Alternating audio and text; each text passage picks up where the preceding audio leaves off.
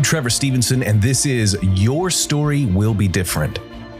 This is a narrative play podcast where I tell you the stories that come to be from playing a solo tabletop role-playing game. For this session, we're playing one of the ones that I've been excited to play for a long time, Dead Belt by a couple of Drakes. In Dead Belt, you play a belter and take your character out into the dead belt of ships surrounding a supermassive black hole, hoping for a big payday. All the ships are randomly generated, and it's played with a D6 and a deck of cards. It's an absolute blast to play. Let's dive right in.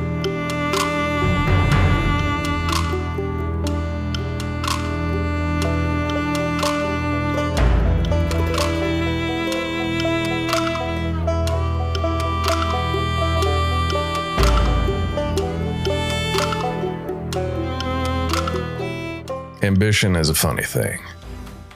When you're clawing your way out of a bad situation, people applaud you and wish you the best. But the minute you start to rise above the pack, success in hand, you start hearing whispers, selfish, greedy. People would rather see you down in the mud with them and will beat you back down to their level. But I'd had enough of the mud, and their opinions be damned. I was building my way out. The schematics of my magnum opus were still in my mind's eye as the outline of the civilian ship Hill Park came into view. Like all the other scrap in the dead belt around the supermassive black hole SAG-A, the Park Hill was destined to be drawn in and crushed out of existence. Eventually. For those of us willing to risk a gruesome and lonely death, these ships provided just enough salvage to pay the bills, keep the food in our stomachs and air in our lungs. But all of us belters are out here also hoping to find something more. A golden ticket to leave this deadly line of work, whatever form that may take. After burning an entrance for myself into the side of the hill park using my skiff's seal maker, I was pleased to see that the Atmo and gravity was still holding. It's a tier 1 ship, so I wasn't expecting much, but even scraps keep the lights on. In the first module, I was greeted by a puff of air. Nothing harmful, but it's a good sign. The ship hadn't been completely stripped yet. I drifted through the dark corridors, finding an old locker with a bunch of copper wires. Not a bad start. Pressing on, I found an intact O2 canister, which bought me some more time for exploring. But my heart sank in the next module. It looked like someone had picked the place clean. All the major big ticket items had been excised, leaving nothing of value, at least for the average belter. I saw that the wall panels were scraped in places, but still intact. Pulled off a few panels, found a few tangles of cables. Not exactly a windfall, but the platinum, copper, gold, and optics in these tangles can get you some money in your pocket if you know the right person. And I know lots of people. Moving on to the next module, I found it was the main hold of the ship. Unsurprisingly, it also had the telltale marks being picked over. But the thing that your average belter doesn't know is that these old civvy ships were known for their nooks and crannies for stowing less than stellar commodities. Pushing aside a panel behind a bulkhead, I found a crate filled with contraband. Nothing harmful, personal items, I assumed. But they added to the overall value of the haul. My air gauge told me it was time to turn back.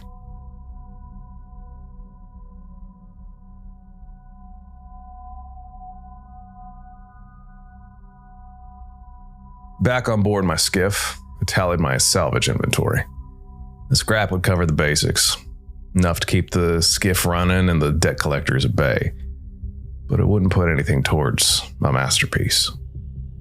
Staring into the blackness of the gravity well that defined the lives of so many belters, I finally had a name for the ship I was destined to build. The Saga. I knew I had to aim higher. Tier 1 ships weren't going to cut it anymore. The blinking blue light on my dashboard held promise. Clicking it revealed a curt message from my fence that told me about a merchant ship that might be more prosperous. She laid out the coordinates for the Salmonius, a CM-23L Camel-class merchant ship that's not too far from my current position. In another taciturn transmission, she says that some of her other clients never came back, and those that did said that the Salmonius was cursed. My father always said superstition has no place in the belt. Swinging my skiff around the merchant ship, I can see why it was rendered inoperable. The rear of the ship had been crushed. If I was forced to guess, I'd say some cocky stick jockey had tried to pass through an asteroid field and their luck ran out.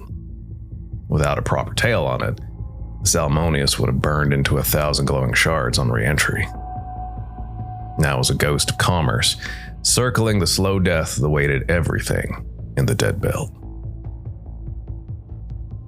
Cutting in next to the crushed tail of the ship was the path of least resistance, but my curiosity got the better of me, and I wasted precious time in O2 trying to see if there's anything salvageable in the tail. Of course there wasn't. The first intact module on the Salmonius was pretty bare. Clearly this is where my fence's other clients have been. Found a few connectors and a fitting that I knew some folks would be interested in, but started to worry that maybe this ship was actually cursed. The adjoining module was a grim place. A few scorched Atmos suits in the corner revealed what turned out to be my mummified predecessors. These were the ones that hadn't made it back. The ship wasn't cursed. It was alive. When the module locked down and felt like the whole ship shook, red lights flashed and a holographic display blinked to life in front of me. Warning, unauthorized access detected. Verify identity to prevent countermeasure deployment. Through my suit, I could hear the turret slide into place and zero in on me. Turning my head, I could see they were still pristine and meant business. Even if I could get out of this somehow, panic breaths would eat away at my O2 reserves. I sacrificed enough for one deep, calming breath and work the problem. Below the holographic projector, I saw a system maintenance panel. Removing it, I found a system identical to one I had pilfered from another ship not 3 weeks ago. I ended up using the connectors I found in the previous module to bypass the lockdown. The turrets receded, and the hologram fuzzed out of existence. Moving on to the next module of the Salmonius made the whole encounter worth it, though. I stepped into the Life Support and Environment Center. My jaw dropped. The primary gravity shunt was intact. Not only that, but the thing also looked brand new. A shunt like this was worth it, a small fortune, even at the worst fence in the belt. With that haul, I was able to settle with all but one of my creditors. With my debt down to a manageable, non-choking level, the stress had eased. But now my ambition was kindled or rekindled to a whole new level. I sent a challenge to my fence. Give me the hardest salvage you've got.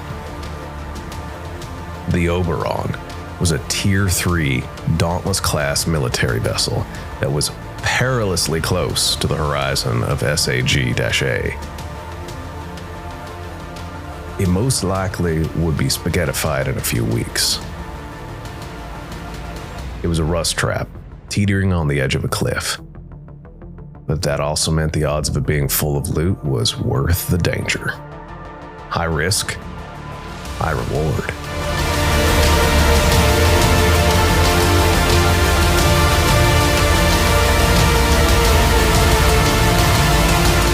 Amazingly, I found an intact hatch on the port side of the behemoth. Gravity and pressure were still holding. Always a good sign. Stepping into the first module, though, I found it was filled with freezing water. Now, obviously, all Atmos suits are designed to withstand the freezing embrace of the void, but too much time in there would have eaten away at it. I pushed my way through, but knew I wouldn't be able to return to the skiff that way. The crew quarters was more disturbing than anything I had encountered. It was in pristine condition. Beds made, uniforms ironed and stored. The air scrubbers had recycled the dust so that there wasn't any indication of a passage of time. All personal items of the crew of the Oberon were exactly as they had been left. Knowing that some personal objects held more objective value than others, I browsed the artifacts the crew had left. In the first officer's bunk, I found a doll. It looked vintage. I turned it over my hands as if the monetary value would reveal itself with further inspection. Clearly, this had meant something to them, but I didn't understand it fully. When I looked into the doll's eyes, my body froze, and I couldn't look away. I suddenly saw that the doll's eyes were a window into the heart of the black hole. I could hear the unending hunger for everything. Nothing would satisfy it. Ever. All that is will cease. The O2 monitor notification pulled me out of the doll's grasp, and I threw it across the room. In the captain's ready room, I found a terminal that still displayed a message to the crew. They'd been concerned that the captain was ignoring their requests, pushing them hard for results, and ignoring mechanical safety restraints. The captain's log had turned vulgar, delusional, and paranoid. They all had been pushed to the breaking point, and then well past it. Leaving all the damnation behind me, I'd found some solace in the mess hall. It took a minute to clear my mind of the madness and hatred that I had encountered so far. I looked out through the window of the Oberon, saw the other wrecks drifting in the belt. I saw the small lights from skiffs and ships of other belters, and most importantly, remember to look at the stars beyond. Engineering was the heart of the ship, and where the highest value targets would likely be. The door to the module was welded shut, but with enough force, determination, and mechanical ingenuity, I managed to break through. The walls hummed with the power of the system still functioning, despite the ship's dire state. At the center of it all, I found what I've been searching for. A gorgeous thermite induction coil, pristine and undisturbed. I was so shocked at its immaculate condition, I wiped my visor to make sure I was seeing it correctly. Securing it for transport would be tricky. It was secured to the ship with triple redundancies and several hardwired systems that would need to be truncated if I wanted to get the most payout. But as I worked, I felt the ship shudder again, and the reverberation made my teeth clatter together. The bottomless hunger of SAG-A was pulling the Oberon closer. Very soon there would be no escape. As I started to make my way back, a faint sound reached my ears. A whine of torches cutting through metal. Another belter, or a group of belters, was on their way to steal my payday. I knew it was time to stop searching and leave the Oberon to them. In the belt, you can't depend on the kindness of strangers. Most of them would sooner send you on a spacewalk than share a payday. I could feel the vibrations as they worked their way through the hull. There's no time for confrontation, not with the Oberon ready to tear itself apart. I quickened my pace, hoping to make it to my skiff before they caught up. The corridor leading back to the airlock was narrow, filled with debris and loose cables. That rival was getting closer, their torches slicing through the ship's hull at a pace that told me that they had the funds for some serious equipment. I heard the crackle of their comms, faint but unmistakable. Curses, threats, and the sound of metal bending under pressure. Remembering the frigid entrance I had made on arrival, I knew I'd have to find a way to circumvent that part of the ship to reach my skiff. Sweat ran down my back as I reached the airlock just as the ship gave a final, violent shudder. The walls around me groaned and tore away. I could feel the gravity shifting, pulling everything towards the gaping maw of SAG-A. With no other choice, I threw myself into the void. The thermic induction coil secured to my suit. The Oberon was breaking apart behind me, pieces of it being torn away by the black hole's relentless pull. My rival ship was nowhere to be seen, swallowed by the darkness. My O2 monitor cried in protest as I gasped for air in huge, panicked gulps. My skiff was in sight, but the journey felt endless. It was then that I noticed the stream of detritus following me like a comet's tail. An unsecure pocket meant that part of my overall haul was lost. A few precious items floated away into the void, but I didn't care. The coil was all that mattered. With an ungraceful thud, I reached the skiff, my hand trembling as I secured the hatch. As I removed my helmet and looked at my launching point, the Oberon was gone, but I had made it. The thermic induction coil would fund my masterpiece, and then some. I would finally build the saga, and I'd leave the deadbolt behind for good. In the dead belt, scavengers are a dime a dozen, scrabbling for scraps, trying to avoid debt collectors and the pull of SAG-A. But I become something different, an apex predator, a shadow on the edge of the black hole. With the saga, I wouldn't just survive. I'd become the ruler of this graveyard. I made a promise to myself as I fired up the saga's newly reinforced engines and felt the raw power coursing through her systems. No one else would know about my masterpiece until it was too late. The belt would now be my hunting ground, the wrecks, my prey.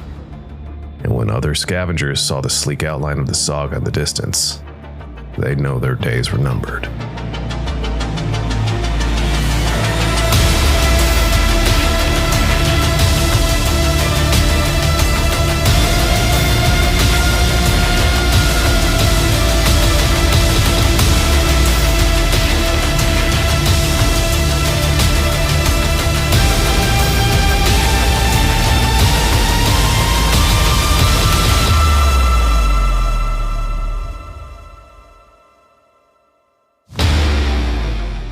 The narrative flavor of Dead Belt is fantastic and overwhelming, almost, I will say. If you ever watched any TV shows that were set in kind of a similar universe, a similar feel, I would say Firefly is a good example. The Expanse is another great example. I mean, it's almost there in the title.